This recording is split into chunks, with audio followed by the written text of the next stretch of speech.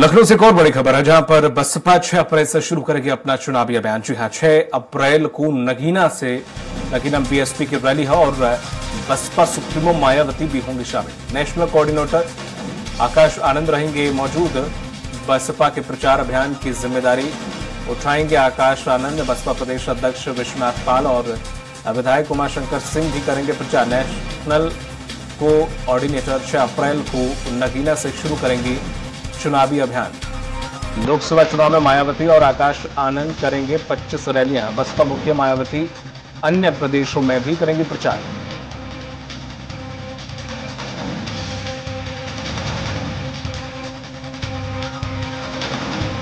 बसपा के प्रचार अभियान की जिम्मेदारी उठाएंगे आकाश आनंद।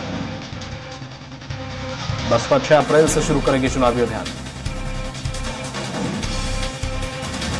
6 अप्रैल को नगीना में बीएसपी की रैली।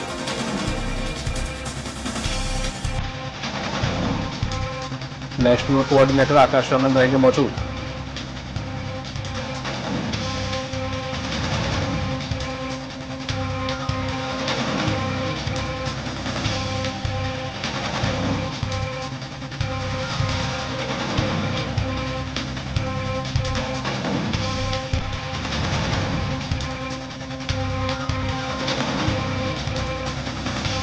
चालीस से ज्यादा लोकसभा के लिए 11 अप्रैल को 6 अप्रैल से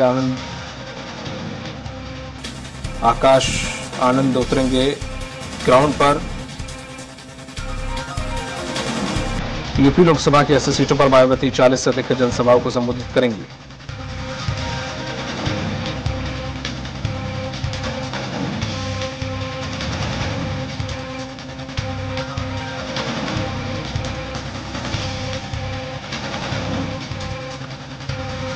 जानकारी के अनुसार बसपा प्रमुख मायावती 11 अप्रैल तो आकाश 6 अप्रैल से पार्टी के चुनाव प्रचार के लिए ग्राउंड जीरो पर नजर आएंगे।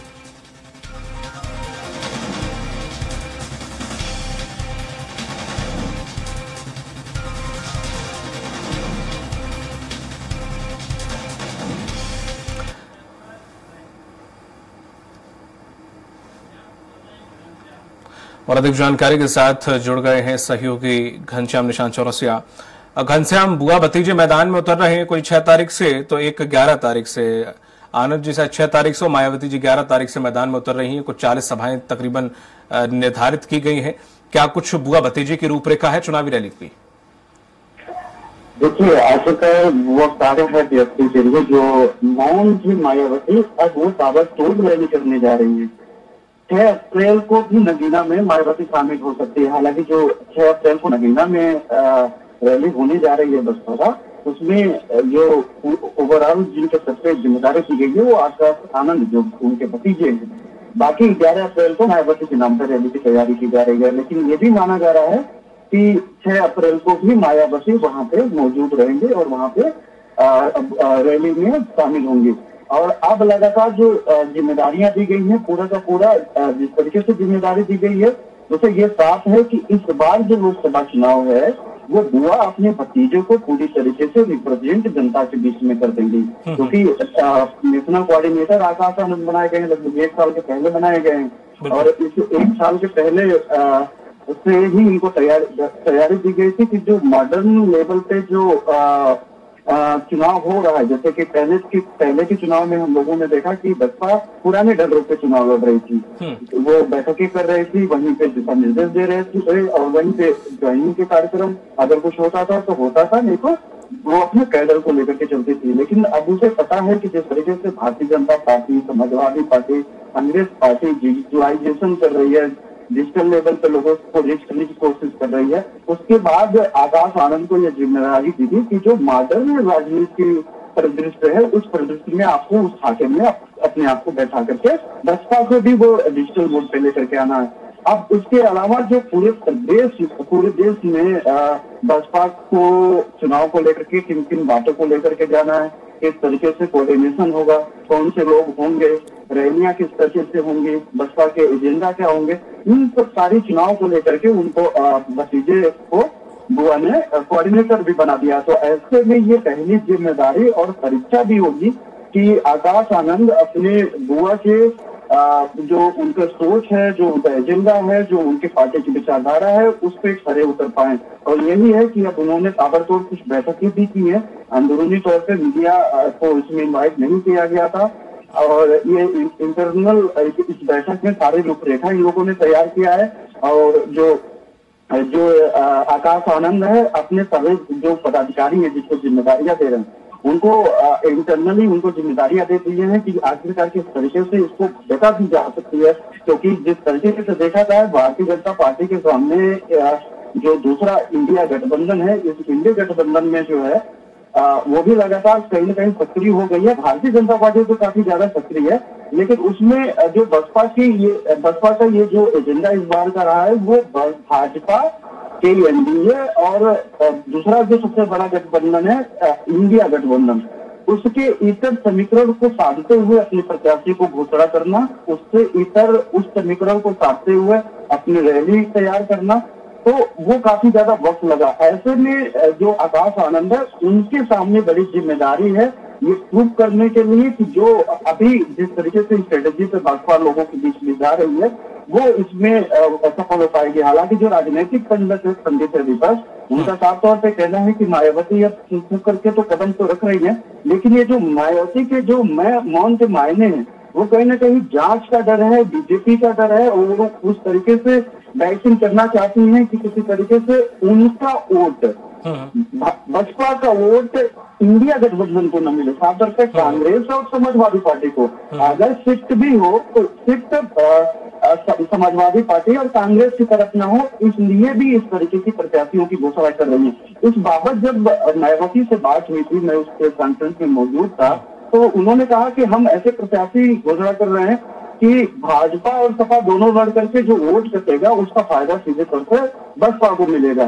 तो ये इनकी स्ट्रेटेजी हो सकती है कि ये स्ट्रेटेजी हो, लेकिन जो राजनीतिक पंडित कर रहे हैं वो इनका साफ तौर पर कहना कि उनकी लड़ाई भारतीय जनता पार्टी से तो बसपा मान चुकी है कि वो भारतीय जनता पार्टी से कहीं नहीं लड़ने जा रही है।